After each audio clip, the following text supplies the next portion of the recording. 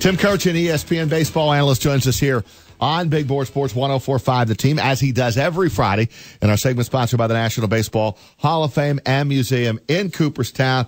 Tim Kurkjian, Roger Weil, and Chris Honorado. Good morning, Timmy. Hey, Tim. How are you, fellas? You know what? Right before you came on, we just were throwing things against the wall, and one thing we threw out there that's I know has been talked about in New York has been, do you think there would be a point in time when the Mets would want to trade Jacob deGrom or a Noah Syndergaard this season, and would they consider trading to the New York Yankees for some of their blue-chip prospects?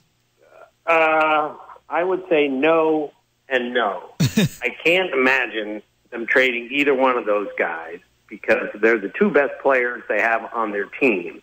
If they're ever going to be good again, and I think they will be, those are the two guys that are going to take them back to the playoffs. That's how good those guys are.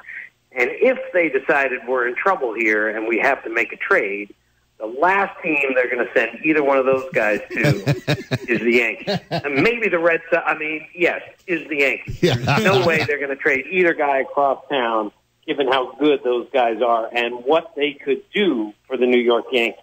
All right, let's just stick in the Mets here for a second. How deep of a hole are the Mets digging themselves here? Can they, they had a great start there, 11-1, Tim, to begin, and then things have not gone well. Do you think they can still salvage the season, stay in contention here in the NL East? I think they're in trouble for a couple reasons. The Nationals really haven't gotten going yet, even though they've been hot lately. And the Nationals are going to get a whole lot healthier when Daniel Murphy comes back and some others. The Braves are way better than we thought they were this year, and I think the Phillies are in that boat, and I don't think either one of those teams is completely going away. So that's bad news also. But having said that, with the pitching still on the Mets roster, and with things having not gone very well for the last month, they can get themselves back into a race in the National League, not just for the division, but for the wild card. So I'm not overly concerned about the Mets, but they're going to have to put this in gear real fast. Otherwise, they're going to get left behind. Tim, we're having a lot of fun over the last few days talking about, hey, the Red Sox are a half game out and then a full game out. But now they're tied again for the lead in the AL East because the Yankees have been idle what feels like for a week, even though it's only been a few days. They'll get back going tonight with a 28-12 record. Is it possible in baseball, I hear basketball coaches say this a lot, that depth is great, but I can only play 5 guys at a time. Is it possible that there's such a thing in baseball as too much depth? Like the Yankees will have to figure out, how are we getting Miguel Andujar the at-bats he needs at this young age and still the time in the majors that Brandon Drury deserves? Yeah, this is going to be a tricky issue for Aaron Boone, and I talked to him about this the other day, that the way that Torres and Andujar have played, they're going to be everyday players on this team, barring a real drop-off in production, which means Neil Walker, Brandon Drury, and another veteran perhaps is going to have to accept a far more limited role. And that's going to be up to the manager to make sure those guys are okay with this. Now, the way to look at it for me is Neil Walker's got a chance to win a World Series here, and so does Brandon Drury. And even though Drury's a little bit younger and wants to be an everyday player, we all understand that. I think if I were in that situation, I would put up with a utility position knowing I might win the World Series with this team. And then I can write another ticket for next year. So I think you got to look at the team and say, Torres is really good. Andujar is really good. And maybe they're better than I am, and maybe I'm better off playing a different role. But with injuries and everything else, there's going to be playing time for a lot of guys on the Yankees. Hey, Tim, you think the Yankees have a chance here to continue to stay hot with Kansas City and Texas, the next 2 series, both teams playing sub-400 baseball right now? Yeah, but as you know, Roger, this is baseball, and the ultimate beauty of this is the Yankees could get swept in Kansas City. I don't think that's going to happen, but it would be impossible for Michael Jordan's Bulls to go into Sacramento when the Kings were terrible and lose 3 games in a row. Impossible. But it can happen in baseball. That's why baseball is so great. But having said that, The Yankees are so good right now, and maybe, I'm not sure this time off is going to help them. That's too much time away from a daily game, but they're getting healthier, and they're in really good shape, and I would think they would knock those teams around pretty good.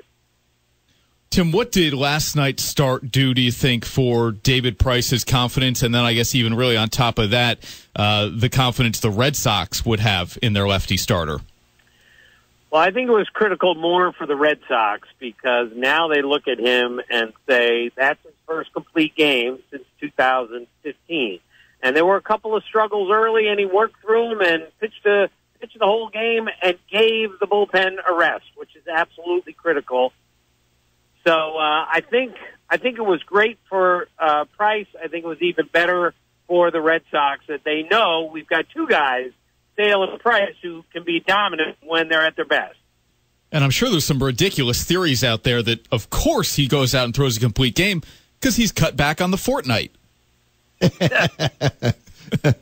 Well, I think I told you guys, Yep. I've never played a video game in my life. I always thought it brought new meaning to the word tedious, and I'm terrible at it. The once or twice that I tried it for about 3 minutes and said, all right, I can't do this. But yes, people are going to bring this up, and don't think that difficult, rough, great Boston media isn't going to bring this up every time he pitches poorly, and maybe every time he pitches well. There will be a reference to this for the rest of the season, but the best way to get through it is to go out and do what he did last night. Yeah, no doubt. And we all know there's no love fest between the Boston media and David Price. What is your take on Buck Showalter right now in this Orioles team at 13-30? Is Showalter in trouble? I don't think so, Roger. I don't think he is, and I don't think he should be. These issues are way, way beyond the manager on this team. This team has set its course, its future here in the next 3 months. Trading Manny Machado, probably Adam Jones, maybe Brad Brock, maybe Zach Britton.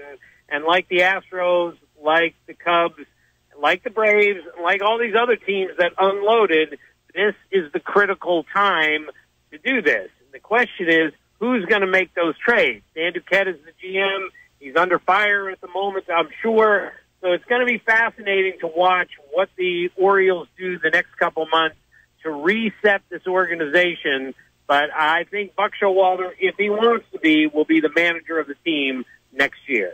Hey, one more, Tim. Former teammate of Robinson Cano, Mark Teixeira, says not surprised that Robbie got popped for PEDs. What do you make of those comments? And were you surprised on the Robinson Cano story?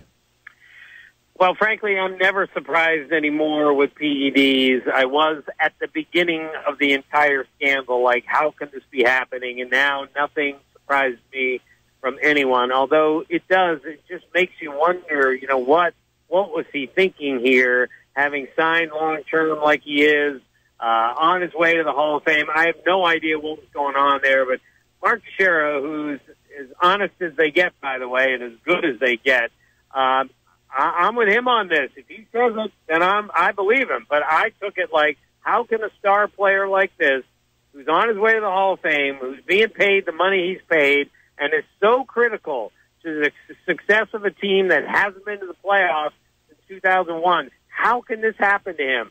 That's the surprise to me, is that someone could get caught in all of those situations. Tim Kurkjian, ESPN baseball analyst, and the best, and we have him here every Friday locked into our show in a segment that is always sponsored by the National Baseball Hall of Fame and Museum in Cooperstown, New York. Timmy, thanks for a few minutes. Have a great weekend. We'll talk to you this time next week. Thanks, Tim. Okay, Roger. Thanks, guys. See you.